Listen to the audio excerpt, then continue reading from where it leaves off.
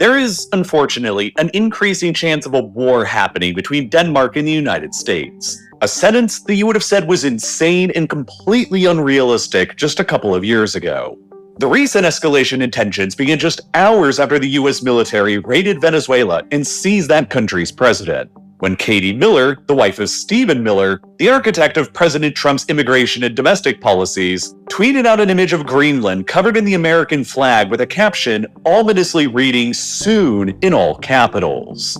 At nearly the same time, Trump himself, while aboard Air Force One, insisted that America needed Greenland from the standpoint of national security.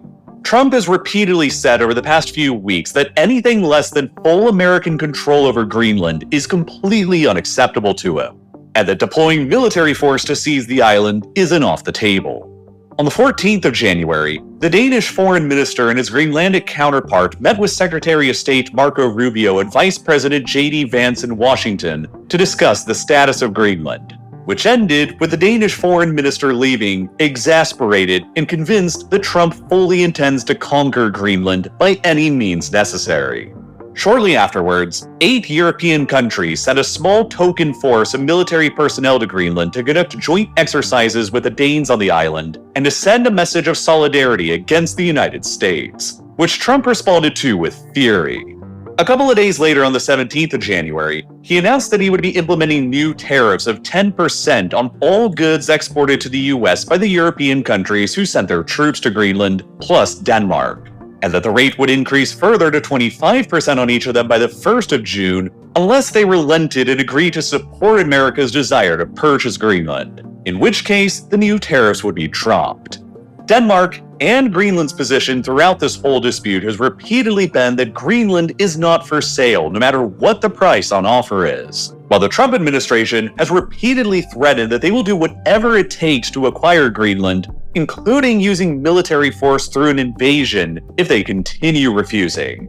Trump has since seemingly walked back some of these threats, though. While speaking at the World Economic Forum in Davos, Trump for the first time said that he was dropping his military threat to seize Greenland through force. Nonetheless, he said that he was still committed to acquiring Greenland through a purchase and complained that it had been a historical mistake for the United States to have returned Greenland back to Denmark after the Second World War, when the US occupied the island for a few years during the Nazi occupation of Denmark. Most recently, Trump has claimed that he has reached a compromise deal with NATO in which smaller pockets of territory in Greenland around US military base sites will effectively be ceded and transferred over to American sovereignty, an agreement that is supposedly being modeled on the Sovereign Base Agreement in Cyprus, where the UK carved out 2 territories around their own military bases on the island in 1960 that are recognized sovereign British territories beyond the authority of the government in Cyprus. Denmark, however, has stated that they have rejected this agreement and that their position remains that no territory in Greenland will be ceded under any circumstances. Trump, ever unpredictable, may always return back to Greenland with his pressure tactics and threats again in the future.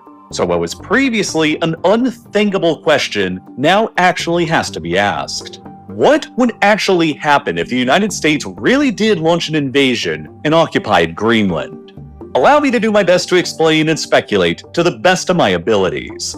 First of all, if the US actually did launch an invasion of Greenland, the operation to occupy and control it would be fairly simple and straightforward. Denmark, who controls Greenland as a self-governing autonomous territory, has very few actual defenses on the island. There were usually only about 150 Danish military and civilian personnel who work across 6 small military facilities on the island. Although Denmark has recently announced that they will be deploying 1,000 combat-ready troops to the island in light of America's threats. Nonetheless, Denmark has placed no fighter aircraft, missile defenses, or heavy ground forces on Greenland of any kind that could offer up any sort of meaningful resistance to a committed American invasion force. Denmark's tiny military presence on the island usually consists only of small patrol units and limited surveillance assets, which ironically is because Denmark has historically relied on the much more powerful United States to defend Greenland instead. Greenland is a geographically massive territory, roughly the same size as the entire eastern time zone of the United States. But it's also incredibly sparsely populated, home to fewer than 57,000 people, most of whom are Greenlandic Inuits by ethnicity.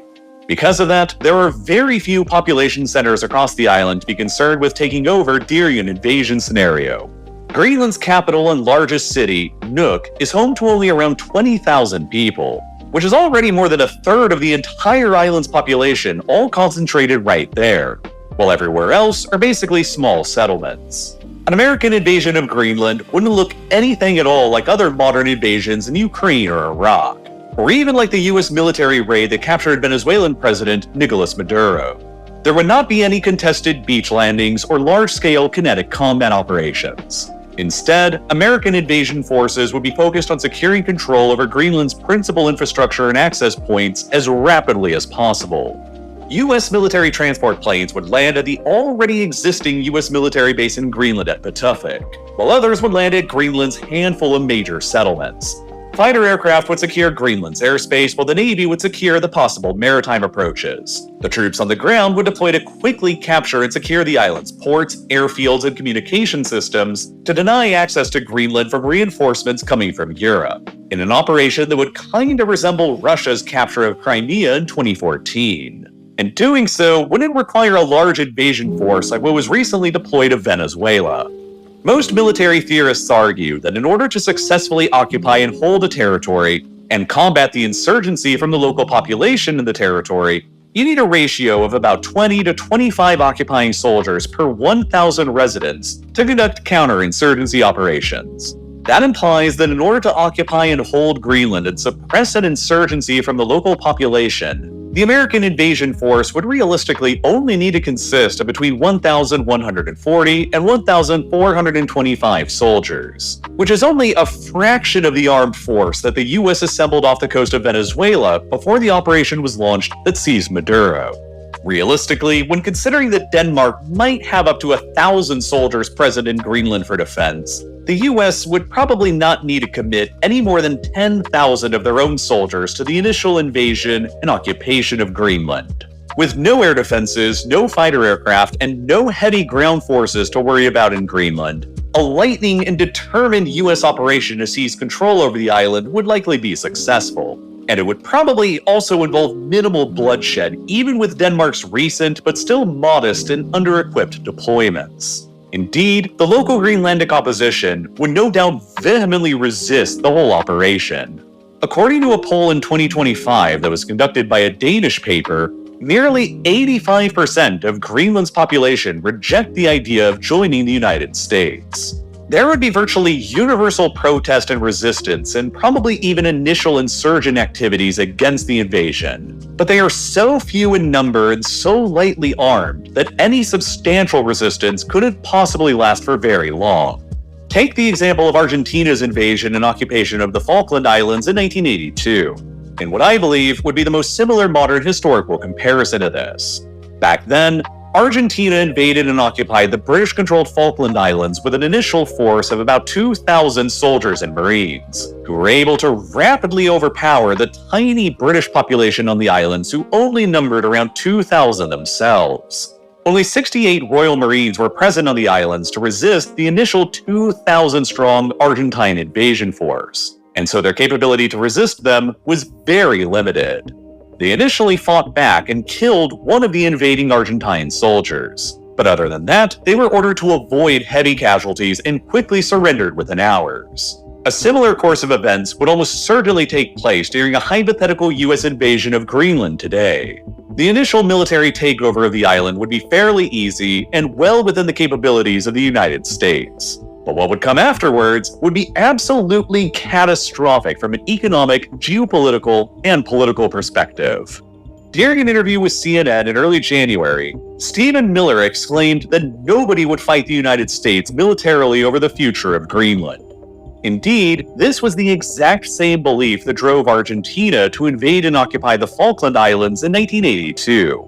The assumption that the Falkland Islands weren't actually important enough to the British to really start a war over. In their case, Argentina grossly miscalculated Britain's willingness to defend their own territory no matter how far away from the mainland and sparsely populated, which triggered a ferocious British counteroffensive that drove them out of the islands, killed hundreds of soldiers, and even resulted in the collapse of their government. In that case, however, Britain's military capabilities far exceeded those of Argentina, which of course influenced their decision to counterattack. During a US invasion of Greenland scenario, though, the opposite situation would be in place, because America's military capabilities utterly dwarfed those of Denmark, and indeed, even the whole of Europe combined. The budget of the US military is nearly 100 times larger than the Danish military's budget is, while the US military spending alone makes up around 2/3 of all of NATO's collective military spending put together, meaning that the US spends roughly twice as much on its military as every single other country in NATO does combined. Unlike during the Argentine invasion,